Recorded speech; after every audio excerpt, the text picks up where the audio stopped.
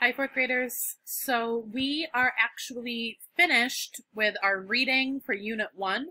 So for the next couple lessons, we're going to do some review with the language skills that we have learned this unit, as well as some of the vocabulary. So today we're going to focus on language review. So I'm going to go over them. I will read the choices and remember the different strategies that we talked about throughout this unit, and always remember your test-taking strategies as well. So number 1 asks, which word does not have the aw sound? So we want to know which one does not have the sound aw. Introduction, author, brought, awkward.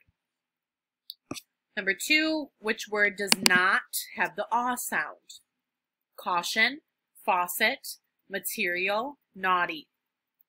Number 3, same question, which word does not have the aw sound? Altogether, taught, waterfall, ecology. Number 4, what is a unicycle? We learned about that prefix uni. So is a unicycle a dessert, a bike with one wheel, glasses with 2 lenses, or underneath? Number 5, if something happens bi-monthly, how many times will it happen per month? We learned about that prefix bi. What number did that prefix bi mean? Once, twice, 3 times, or 4 times? Number 6, what is an adjective? Number 7, what is a trilogy? Think of that T-R-I, tri prefix. What did that mean? Is it a coat worn outside your clothes, a series of 3 things, a vehicle with 2 wheels, or happening one time? What does multicultural mean? Remember that prefix multi, what does that mean? And then what does cultural mean? Actually, you don't even need to know what cultural means. So you're looking at the prefix. What does multi mean when you add it to the beginning of a word?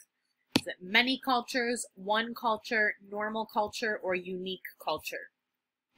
Number 6, what does overheat mean? So what does over mean when you add it to the beginning of a word? Does it mean to not heat enough, to heat too much, to heat before, or to heat after? Number 10, what is a verb?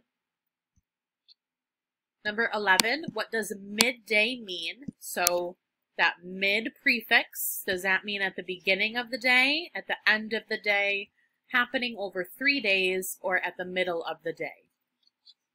And lastly, number 12 asks, what does the word underestimate mean? So the prefix under, does that tell us that we estimated too little, too much, quickly, or last? I hope you guys have an awesome rest of your day. Remember to read carefully, rewind the video if you need to, pause it, take your time. Have a great day, guys. Bye.